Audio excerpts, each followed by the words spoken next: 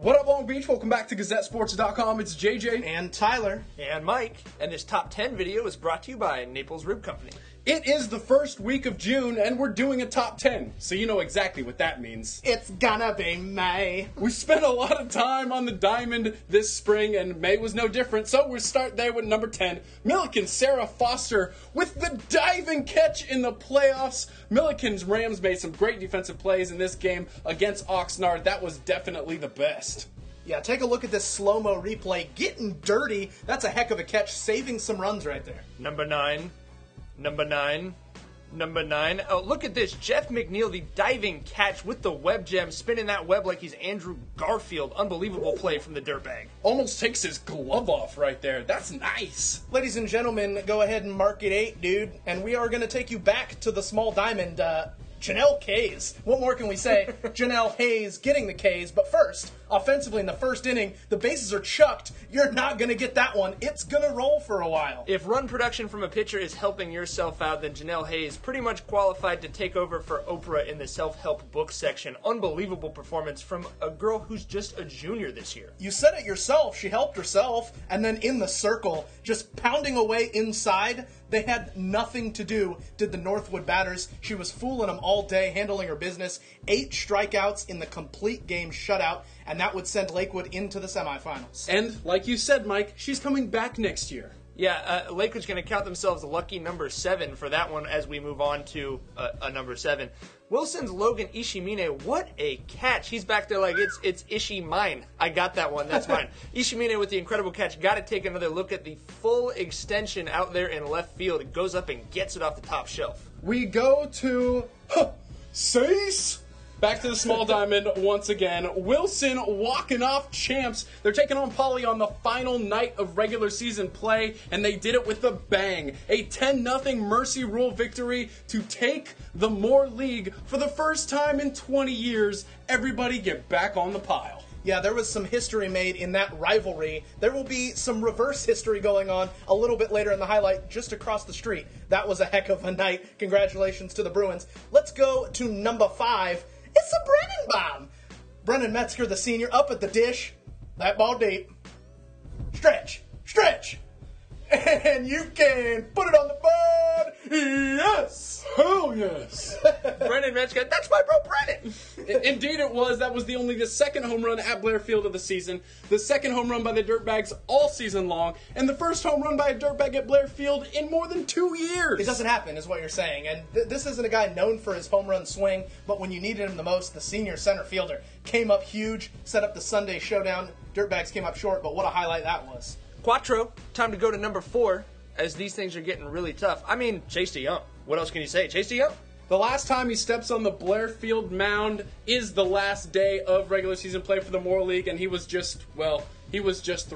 Well, if you want to say that 10 innings of no-hit baseball against the eventual league champs is pretty good, JJ, it's not bad. I guess I will have to go ahead and co-sign on your mortgage and go ahead and buy that statement. Chase DeYoung, happy to have that kid next to the GazetteSports.com sign out there on the Blair outfield wall. And when he needed a run, wow, what a shot. What a shot from DeYoung in the 12th inning as he slides into third.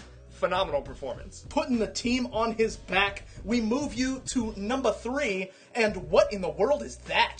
The most interesting looking mascot we've seen thus far, USA Volleyball, looking pretty good in this one. Got to get some 49ers in there. Pretty good. In the Walter Pyramid, trying to qualify for the London Olympics. You see here, this is the final point, and winner, London broiled dinner for the Americans. Nom. Red, white, and blue. London was calling, and the Americans answered, clinching that Olympic berth on the court where so many of these guys played their college ball. Just a phenomenal day for all of them, obviously. And a tip of the cap to Long Beach in the local area for showing out 3 games of standing room only. Way to go for the red, white, and blue.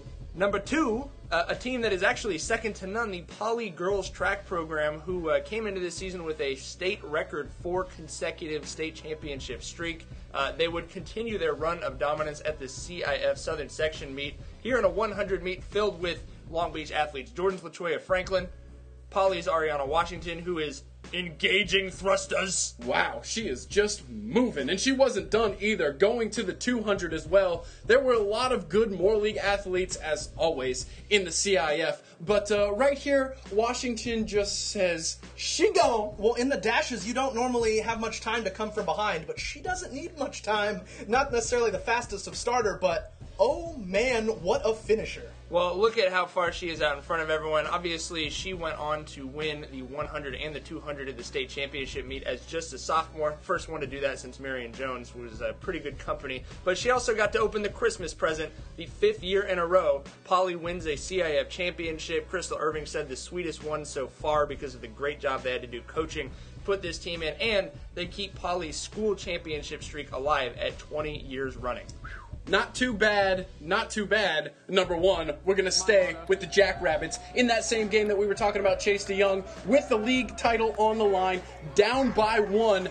I'm not bunting, I'm slashing. Xavier Lavelle putting it into right field. It gets caught up in the tarp. Coach Clayball says, yeah, you're coming. I'm coming with you. Peter Fierros rounding third, coming home, and he is safe for the Jackrabbits. History! Go crazy, folks. For the first time in quite some time, they are champions of the Moore League. Someone called T-Walk and let him know what's up. Just a mad hysteria for Long Beach Poly after this epic win in extra innings. First time that had happened since 1968, and a nice way to spend our last day at Blair Field. Wow, what a May it's been. What a school year it's been. We are doing these top 10s because we've got like a million different clips to choose from. It's pretty hard, folks, and we're going to be doing another one at the end of the summer. A summer in which we're going to travel to London and bring you the Olympics, brought to you by Long Beach. That's what we do, cover Long Beach sports here and abroad. Stick with us all summer long, and we'll see you next year, Moore League and Long Beach State. Because this is GazetteSports.com,